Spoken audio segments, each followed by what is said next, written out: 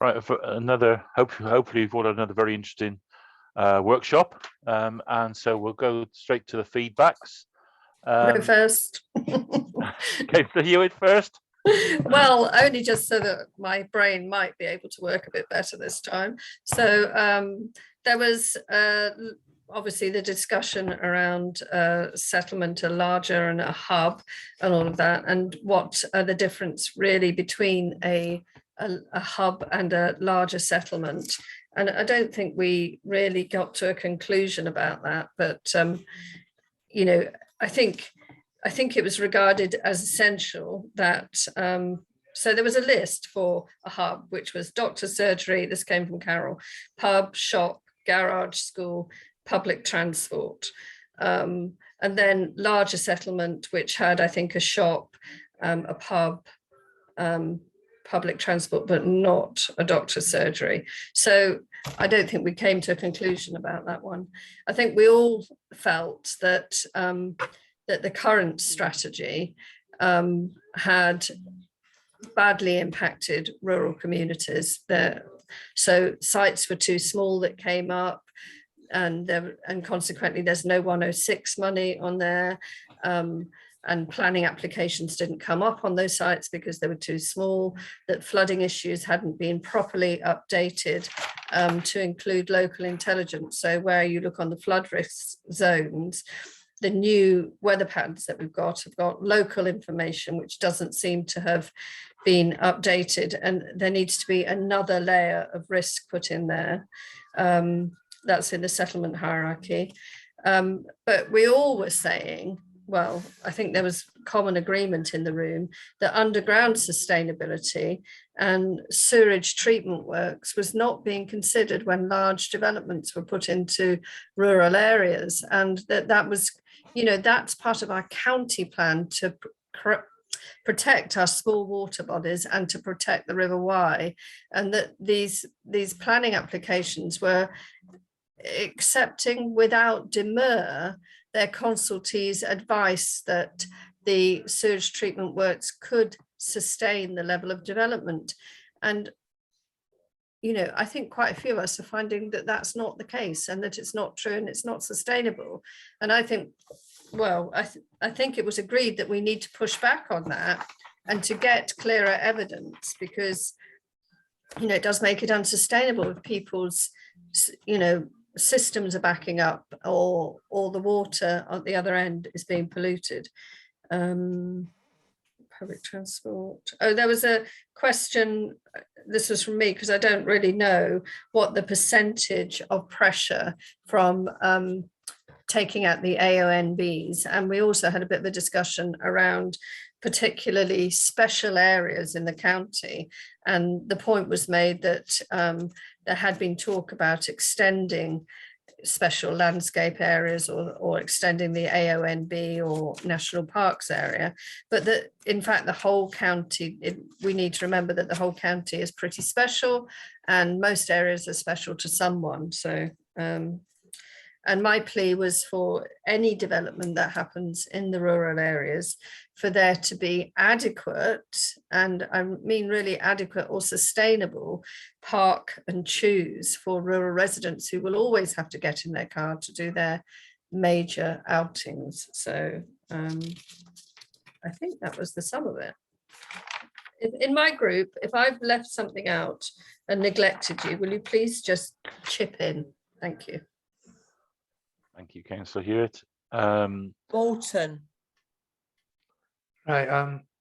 Okay, Morton on Lug as a possible area for a new settlement, Carol. That's what you said, wasn't it? Yeah, thank you. Okay. Sorry, Kevin, I'm the spokesman for my group again. Not a problem. Turning to the first question, with the 4 options for rural distribution, we felt option 4 was a given and should not be an option. No one was in favour of concentrating any of this new development over the next 20 years in conservation areas or AONBs. Or what's the point of having them in the first place? We might as well, we're having enough problems trying to stop pollution in our rivers, and they're in any AONBs. Let's not add to that problem. We also had a problem with option 1, which is, I think, was the most dispersed option, because we just don't think it's sustainable. We just don't think we could continue with just simply actually spreading settlements around the county. There was some talk about it was nice to have 8 or 9 settlements springing up here and there, because that could help to revive the odd community. But as some of us said, you don't just get 8 or 9 being built. You get 8 or 9 followed by another 8 or 9, another 8 or 9, or another 8 or 9, all in the same location with no infrastructure, because there's no S106 money or anything else. So certainly option 1 was not on the table. And somebody could chip in, but I don't really think we actually gave a view on whether option 2 or 3 was the best approach. On settlement hierarchy, it is very easy and politically expedient to have a proportionate approach, to simply say that each housing area should have a certain number of houses across the county, because that's an easy way of actually distributing it without actually being able to have to defend it with certain communities, because you say, well, you're getting the same pain as everyone else. But it just doesn't make sense. I mean, a settlement hierarchy probably does have to say, and being a Ross councillor, I'm actually choking in this, that market towns and Hereford do have to probably be looked at as centres where some more development can be taken proportionally rather than elsewhere. So I think on the whole, the group accepted, albeit reluctantly, that a settlement hierarchy was necessary. On the third one, talking about small settlements, larger settlements and hubs, I mean, I raised the whole issue of online services and the fact that the way people are interacting with services these days is completely changing. And that even smaller settlements may not necessarily need a shop, even if they could financially or economically support one. They may simply rely on being part of the internet revolution and having deliveries every day of groceries and other items. That, of course, brings real problems with our transport network.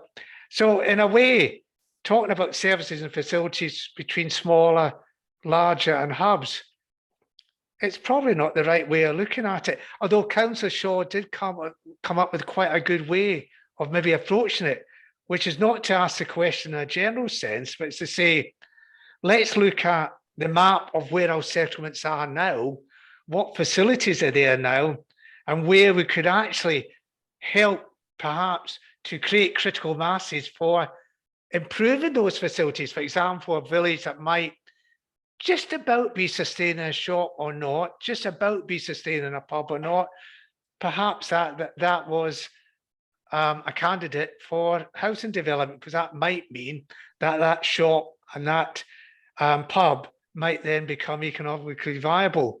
But then again, I kept going round in circles and I kept asking myself, well, what about Walford? Walford doesn't have a shop. What about the pubs that have been decimated in Ross? I mean, I know at least of 4 or 5 pubs that have closed in Ross, despite the growth that's happening in Ross. So in actual fact, growth doesn't equate to facilities necessarily, unfortunately, because of the online revolution.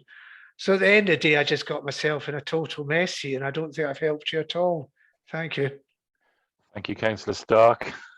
Councillor Tyler, Thank you, can you follow that? Yeah, it made me laugh actually. Thank you.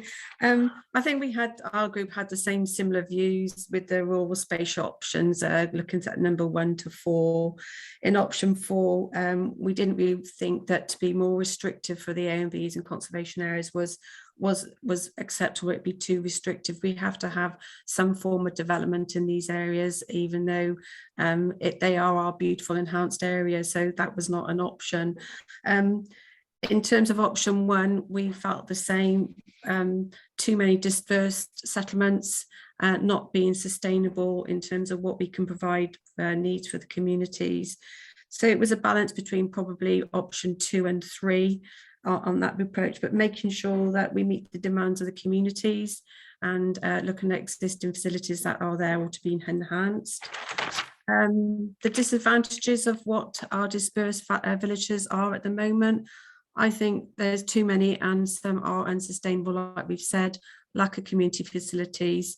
So we want to make sure that future settlements are sustainable, because we can't support the growth at the moment in some of them, so we are failing in our existing plan. So we need to make sure that the new plan going forward rectifies these, and that the settlements can take proportionate growth and perhaps bigger growth there.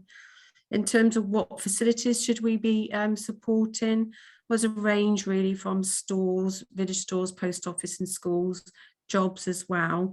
But I think what Councillor Rowan referred to is enhancing our talk community hubs, because they are the new way of bringing our communities together because of what's happened through COVID. And I think what Councillor Harvey has also referred to is the fact that we have got many existing facilities and we need to be enhancing them, as well as seeking additional funding for them through all developments that come through. So really capturing what Councillor Stark said, and that, you know, we really do need to see what we've already have, what is needed, and perhaps how we can enhance that through our developments. So I think that's about everything covered in our group. If there's anything else that needs to be said, please say. Thank you, Kevin. Thank you, Councillor.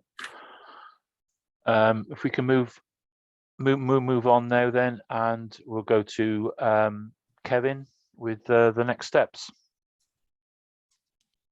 Okay, thank you. I mean, I found this morning very useful to hear everyone. I don't know if, even the criticism of the paper and things, I think has been useful today. So that's been good. But what we're doing now, obviously this consultation runs throughout February. We're then looking to try and develop another consultation on what we're terming policy options, which will be the topic-based policies. Many of those policies that you'll be familiar with in terms of determining planning applications on topic areas, housing, employment, and so on. We're looking at not necessarily defining the policies, but again, looking at the approaches that we can take to those areas. And then a third sort of options type consultation later in the spring, early and into the summer on place-based options and yeah, sort of, if we're talking about things like the settlement hierarchy, naming those places and so on through that approach, and identifying possibly areas for new development at that point in time. We're then obviously also developing a whole range of evidence base during this period. There's a number of studies being commissioned at the moment and are ongoing, which we'll start reporting back later in the year. And the idea is to have a draft plan drawn up by the end of the year for consideration of council early in 2023, and submission later in 2023 for examination in public. And hopefully by middle of 2024, we'll have an inspector's report on the plan. It's ambitious and quite challenging to do that, given that normally it takes an average of 7 years to produce a plan, but that's the program we're working to at the moment. Thanks, Kevin. Thanks everyone for attending today. We've got another session like this with other members tomorrow evening. But I'd like to thank you all for your input today. Wish you all a good day, and we'll see you again. Thank you very much.